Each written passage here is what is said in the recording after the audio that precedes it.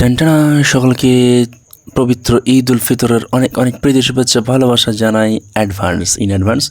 আজকে হচ্ছে চাঁদ রাতে চলুন আজকে আপনাদেরকে একটা বিরিয়ানি বানাচ্ছি। তো প্রথমেই হচ্ছে আলুগুলোকে সাক ছিলে নিলাম, দেন হচ্ছে আলুগুলোকে এবার হালকা করে একটু ফ্রাই করে নিতে হবে।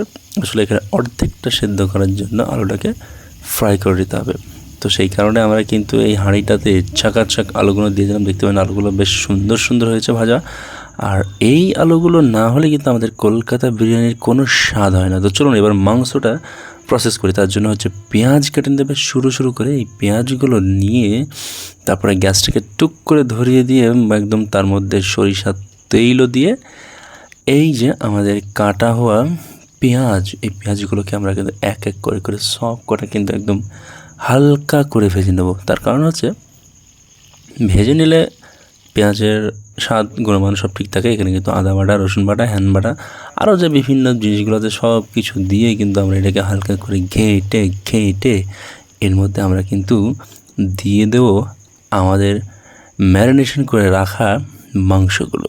হ্যাঁ, এটা হচ্ছে ম্যারিনেশন করে রাখা দইটাই বিভিন্ন জিনিস দিয়ে আসলে স্বাদ মতো যা ভালো লাগে আপনারা তাই দেবেন। সেইগুলো দিয়ে আপনারা কিন্তু এইভাবে ম্যারিনেশন করে রাখবেন 2 থেকে 3 ঘন্টা। তাতে কী হবে, মাংসটা খুব তাড়াতাড়ি সেদ্ধ হবে। তো সেই আমাদের পেঁয়াজ এবং ঘি, তেল যা বলেন, সরিষার তেল, সেটার মধ্যে দিয়ে দিলাম এবং এটাকে কিন্তু হালকা আছে কিন্তু বেশ অনেকক্ষণ ধরে পাকাতে হবে। এর আগে আপনাদেরকে দেখিয়েছিলাম কাচ্চি বিরিয়ানি, এটা জাস্ট সেম একই রকমের প্রসেস কিন্তু একটু ভিন্নধর্মী। তার কারণ হচ্ছে আমরা বিভিন্ন সময় বিভিন্ন জিনিস আসলে হচ্ছে বিরিয়ানি নিয়ে মাঝে মধ্যে আমরা কিন্তু একটু এক্সপেরিমেন্ট করি। তো আজকের বিরিয়ানিটা হচ্ছে একটু ভিন্ন ধরনের। আপনারা দেখতেই পাচ্ছেন রান্নার প্রসেসটা। আমার সঙ্গে আছে হচ্ছে মিস্টার আমির জামা। তো এর মধ্যে একটাও দেখে দিচ্ছি খাড়া মশলা। এই মশলাগুলো হচ্ছে আমাদের ইন্ডিয়ান স্পাইস, যে কোনো দোকানে কিন্তু আপনারা পেয়ে যাবেন। বিভিন্ন ধরনের আছে, আপনারা বলে নাম করতে পারছি না। তো এদিকে চাল ভিজিয়ে রাখা হয়েছে। এই চাল আর দেশি ঘি সব একসাথে মিক্স করিয়ে কিন্তু একদম হালকা বয়েল করে নিচ্ছি আমরা।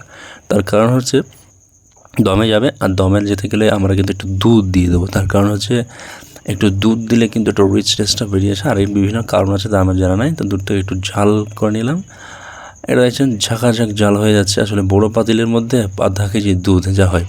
আর এটাকে বলে দিই, এটা হচ্ছে আমাদের একটু আলাদা করে স্টার্টার আইটেম চিকেন ফ্রাই, একদম দিল্লি হাজি মোহাম্মদ কি একটা নাম আছে জামা মসজিদের ওখানে, ওনার স্টাইলে।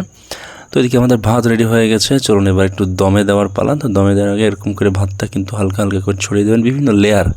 আমরা কিন্তু এখানে 7 থেকে 8টা লেয়ার করেছি, আপনারা যার যেমন যাবে তাই করবেন। যাই হোক, এখন চাঁদ রাতের বিরিয়ানি বলে কথা। আর এই বিরিয়ানি কিন্তু খাওয়ার জন্য আমি প্রায় আজকে 1 মাস অপেক্ষা করেছিলাম, কারণ রমজান মাসে ইফতার করার পর বিরিয়ানি কিন্তু মানে খাওয়া হয়ে ওঠে না। ধরে অনেকটু রিচ খাবার তো চলুন আজকে খাওয়া যাবে। তো এখানে বিভিন্ন তেরেস্তাগুলো আগে করে রেখেছিলাম, কাজু টাজু কিশমিশ এটা ওটা সব কিছু দিয়ে। আর সঙ্গে হচ্ছে বিখ্যাত সেই সিক্রেট মশলা আমার। আসলে সিক্রেট মশলা কিছুই না, বিরিয়ানি দোকানে গেলেই 50 টাকা দিলেই দিয়ে দেবে। আর তার সঙ্গে হচ্ছে সেই হালকা শ্যালো ফ্রাই করা হচ্ছে আলুগুলো। আর আলু ছাড়া আমাদের বিরিয়ানি চলে না, কারণ বাইরেকার অনেকজন দেখে বলে হ্যাঁ আপনারা আলু কেন খান, কলকাতার মানুষ। আমরা আলু খাই, আমাদের ভালো লাগে।